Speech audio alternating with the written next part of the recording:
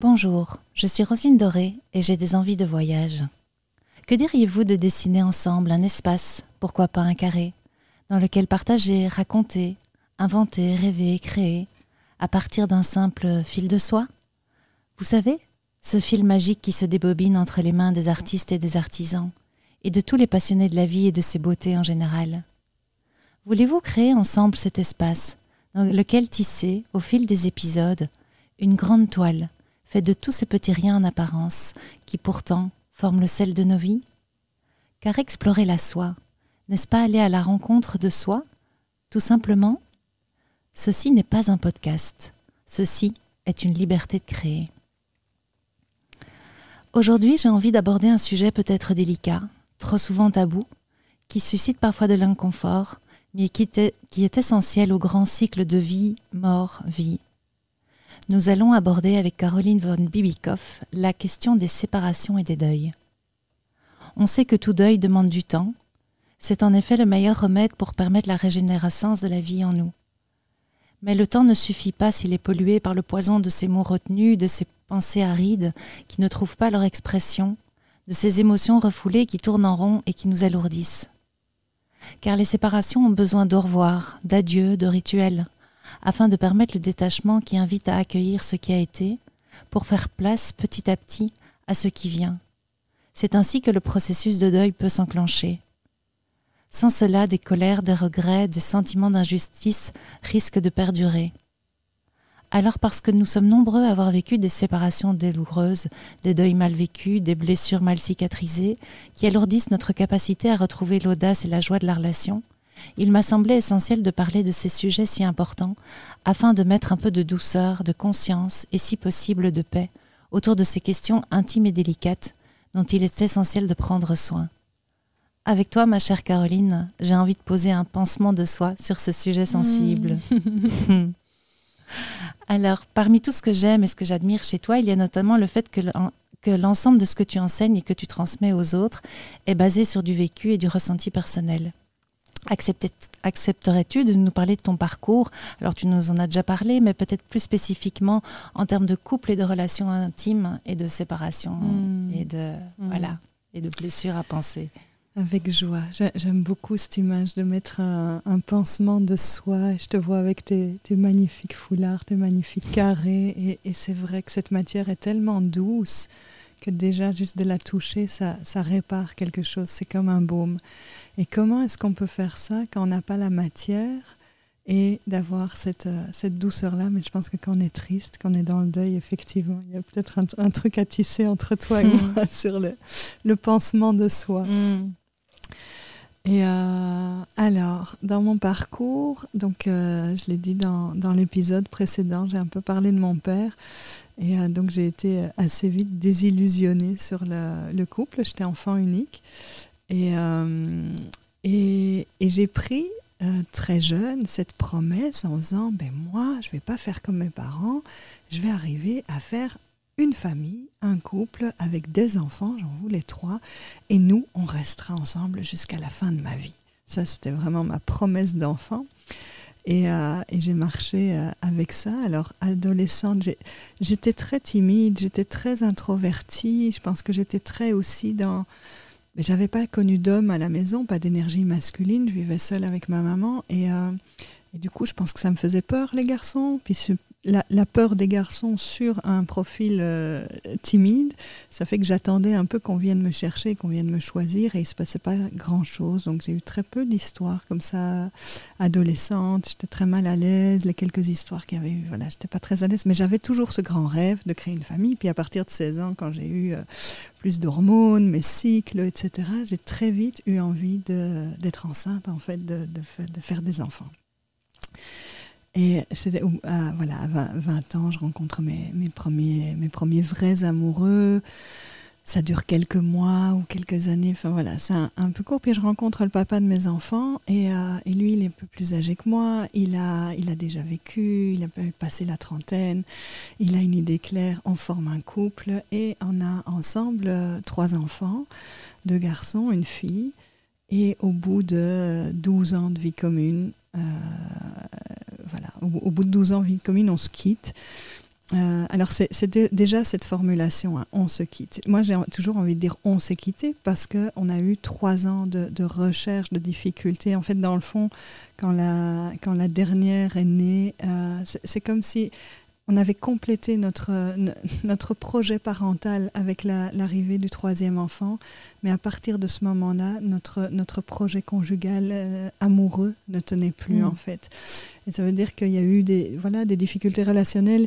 Et moi, je me suis dit, c'est les hormones, mais je suis enceinte, je suis en fusion avec mon bébé, puis ça va passer. On a fait de la thérapie, on a fait de l'accompagnement, mais vraiment, nos routes se séparaient.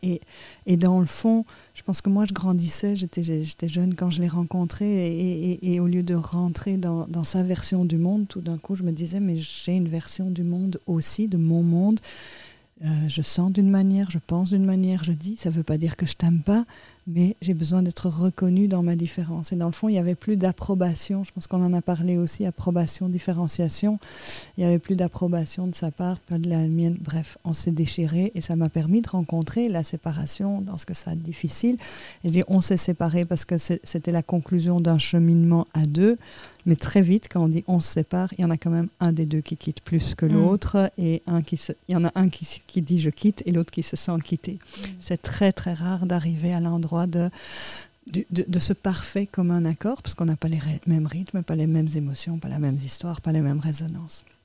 Donc les années qu'on suivait ont été un peu difficiles entre nous, et puis c'est comment est-ce qu'on maintient le lien parental quand le lien conjugal se rompt, et c'est vraiment un apprentissage aussi et là j'ai envie d'honorer cet homme parce que malgré qu'on avait de la colère, qu'on se parlait peut-être pas bien et tout, on a quand même resté, et c'est ce qu'on fait le mieux à 2 jusqu'à aujourd'hui, c'est d'avoir une bonne vision et un accord global sur comment on accompagne nos enfants dans la vie.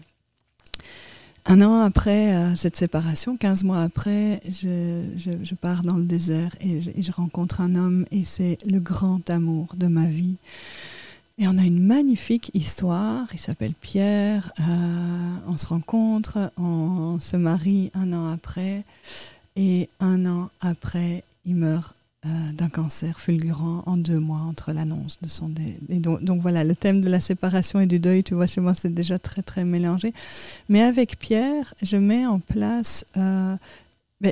c'est vraiment comment j'ai tiré de l'expérience de cette première histoire, de ce couple parental, de nos déchirures, de nos manières de ne pas bien se communiquer. C'est dans ces années-là aussi, avant que j'avais découvert Jacques Salomé, Charles Rosenberg, et que je m'étais réveillée à ce que je portais en moi. Je pense que c'est toujours ça. Je fais « Ah, mais c'est ça que je sens, c'est ça que je sais depuis toujours, mais j'arrivais pas à l'exprimer. » Et ces auteurs-là m'ont fait « Ok, t'es pas toute seule dans ta manière de comprendre la relation, et voilà les mots. » Et donc ça m'a vraiment ouvert la porte, et je dirais, c'est un peu tragique parce que plus j'allais dans la communication relationnelle et dans la communication non violente, plus on se séparait, plus on se déchirait. Et ça arrive souvent. Et alors, on se prend dans la figure, oui, si c'est ça tes cours de communication, alors vraiment bravo, merci, on voit le progrès, etc. Donc c'est pas facile de faire son chemin dans cette relation à soi. On en a parlé juste avant, dans l'épisode précédent, cette relation à soi, parfois, ça invite à se positionner. Et communiquer, ça ne veut pas toujours dire être d'accord. Ça veut dire comment est-ce qu'on mélange, on fait rencontrer 2 mondes. Donc voilà, Pierre, mon grand amour, une histoire magnifique, mais avec qui j'ai pu explorer les fondements de la relation, de la communication, la traversée C'était très très beau. Et c'est de cette histoire-là qu'est né le jeu de cartes Connecto, que tu as illustré plus tard. On en reparlera dans un autre moment. Mais comment est-ce qu'on peut tout aborder, être en résonance, écouter, etc. Comment ça peut nourrir le couple. Et puis après la mort, j'ai envie de dire un parcours de deuil, et un parcours de deuil qui m'a pris vraiment 8 ans. 8 ans pendant lesquels j'ai eu 1 ou 2 plus courtes histoires. Et ça n'allait pas du tout. J'avais l'impression de retomber au bac à sable relationnel, et j'ai choisi des hommes avec qui ça pouvait pas marcher parce que dans le fond, je voulais pas que Pierre soit remplacé. Je voulais rester dans une fidélité, une loyauté, et je restais dans cet amour-là en disant mais il était tellement magnifique cet homme, personne ne pourra jamais le remplacer. Et du fait, comme ma pensée disait ça, j'étais pas prête. Et puis un jour, dans un travail bien accompagné, j'ai vu le moment où ma tête savait qu'il était mort depuis longtemps, mais il m'a fallu 8 ans et un moment particulier d'accompagnement où toutes mes cellules ont commencé à se transformer. C'est comme si toutes mes cellules disaient « Ok, d'accord, t'es mort. Ok, et je vais continuer à vivre. » Et donc voilà, donc ça m'a appris. Et dès que ça s'est passé, la route s'est réouverte pour que je puisse construire et retrouver un amour rencontré avant Pierre, mais qui avait été un amour impossible. Il n'était pas disponible, il n'était pas libre, c'était pas le moment, etc. Et donc en rencontrant Pierre, j'en pleurais un autre. Et cet homme-là, voilà, nos chemins se retrouvent aujourd'hui avec une solidité magnifique parce qu'en plus on a bâti une amitié avant de devenir un couple. Donc j'ai envie de dire que la vie, elle a été suffisamment généreuse pour me donner un peu des facettes élargies. Je ne fais pas partie de ces thérapeutes qui disent « Regardez le bel exemple que j'ai, ça fait 20 ans que je suis avec la même personne et on a tout traversé ». Et heureusement qu'ils sont là, ceux-là, et heureusement qu'il y en a d'autres, et j'aime bien cette idée, parce que du coup, j'ai peut-être en tout cas une compréhension de la séparation, du deuil, de ce sentiment du sentiment de trahison, d'impuissance dans la relation, quand ça ne fonctionne pas.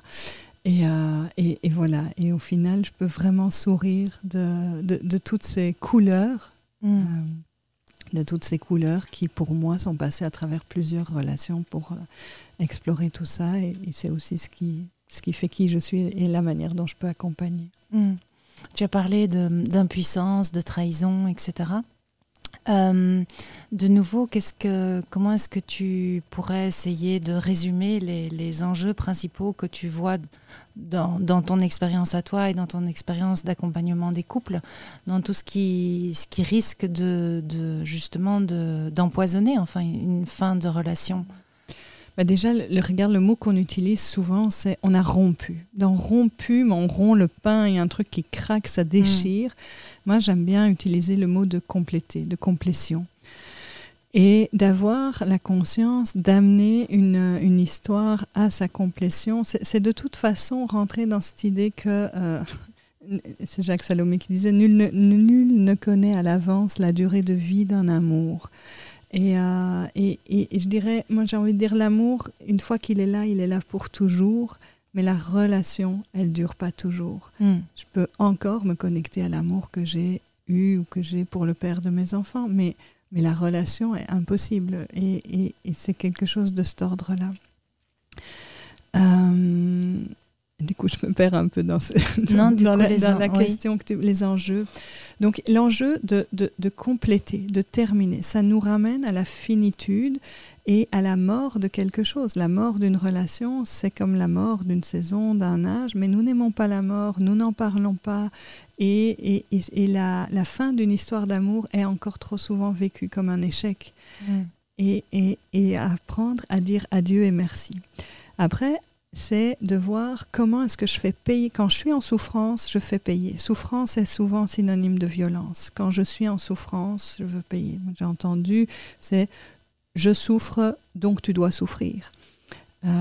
Et ça a fait un moment, je pense que là tu souffres assez, donc je vais m'arrêter de te faire chier. Donc c'est vraiment, en plus, des fois il y a de la conscience là-dessus, des fois c'est inconscient. On veut faire payer à celui qui nous a quittés, parce que ça vient réveiller notre blessure d'abandon, de rejet et de fait de je n'ai pas de valeur, je ne suis pas important. Et donc c'est très très important cette idée de finir pour que même celui qui quitte puisse honorer la personne qu'il quitte pour le garder entier et intègre. Sinon on passe notre vie à chercher des bouts qui sont restés, des bouts de rêves de vie qui sont restés dans une histoire ancienne et des bouts de ce qu'on a donné, qu'on a l'impression on s'est abandonné soi-même en fait en ne récupérant pas ces parties. Je sais que dans les chamans et tout ça, ils font du recouvrement d'âme pour rassembler toutes les pièces. On pourrait dire c'est comment est-ce qu'on fait du recouvrement de cœur pour rassembler tous les morceaux. Ça c'est un enjeu. L'autre enjeu, c'est d'apprendre le deuil, parce qu'en fait ça fait partie aussi du mouvement naturel. T'en parlais dans ton introduction, et qu'il faut du temps.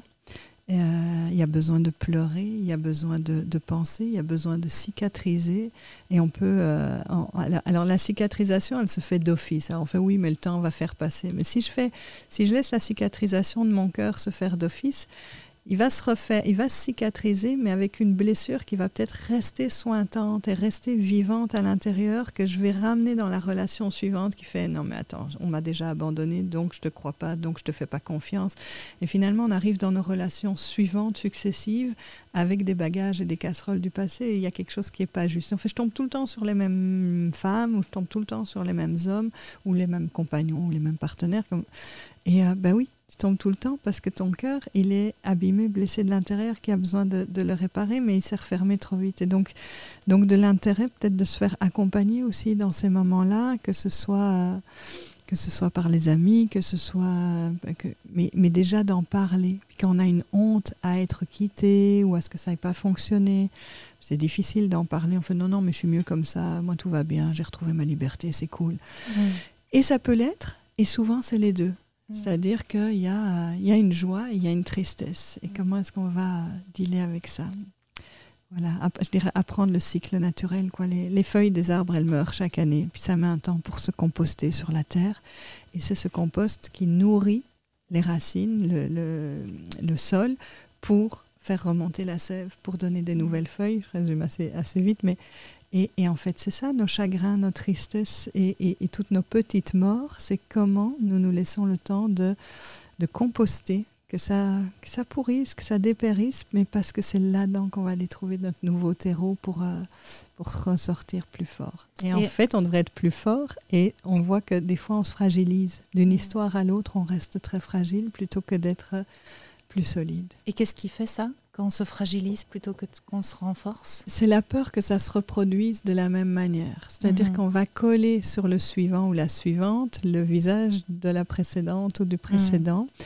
Et il y a un truc sur « je veux pas me faire avoir ». C'est-à-dire que ça fait tellement mal. Notre cerveau limbique est fait sur « si ça m'a donné de la souffrance, je veux surtout pas que ça se reproduise ». Donc tout ce qui de près ou de loin va appuyer, déclencher quelque chose qui fait que ça se reproduit, que ça pourrait se reproduire, je vais fuir. Alors que tout ce qui était bon, j'ai envie de le reproduire. Et donc ce qui fait ça, c'est de voir, je pense, cette peur de souffrir. Et j'ai un ami qui dit, et c'est très beau, il dit je peux pas dire à ma partenaire que je lui fais confiance. Je lui dis, je prends le risque de t'aimer. Et je trouve ça très très beau. Et on entend beaucoup, ouais, mais il faut que je te fasse confiance. Et en fait, il faut que je te fasse confiance, ça veut dire, il faut que tu correspondes à ce que j'attends de toi et que surtout tu fasses pas. En fait, je te mets en boîte, quoi. Donc de nouveau, c'est une phrase qui tue la relation. Mais je prends le risque de t'aimer. Ça nous ramène à notre part de responsabilité, et puis ça fait wow. C'est très chouette comme phrase, prendre le risque de t'aimer. Oui, merci Rémi en passant. Et alors j'ai envie de te poser une dernière question. Qu'est-ce que tu aurais, avec le recul que tu as, parce que tu as dit à un autre moment, tu as dit que tu aimes vieillir parce que tu gagnes en sagesse, on parlait du dialogue intérieur, etc.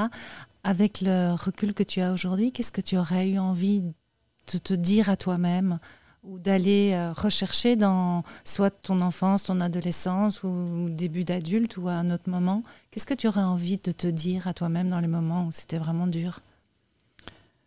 Mais chez moi, je pense que le plus dur, c'est la peur d'être abandonné. C'est vraiment là. Souvent, on arrive sur une blessure initiale. Et donc, c'est vrai que ce que j'ai besoin d'entendre, et je ne l'ai pas forcément dans ma relation, mais c'est cette idée de parmi toutes les femmes, je t'aime et je te choisis et je serai là toujours. Mais quand je veux entendre je t'aime, je te choisis, je suis là pour toi et je resterai toujours, c'est pas forcément mon compagnon que j'attends mon père. Et donc la phrase que je pourrais me dire ou que je me dis dans ces moments-là, c'est de travailler sur la valeur. En fait, je suis aimable, j'ai de la valeur, je suis quelqu'un auprès de qui il est bon de rester. Et c'est peut-être ce truc-là. Et déjà, ça m'invite à faire, mais est-ce que moi, je reste auprès de moi? Ou est-ce que dès que je me juge, dès que je me critique, dès que je suis dure avec moi-même, je ne suis pas restée auprès de moi? Dès que je me noie dans le travail, que je fais une stratégie de fuite d'une manière ou d'une autre, moi c'est le travail, mais d'autres c'est les vacances, d'autres c'est le sport, d'autres...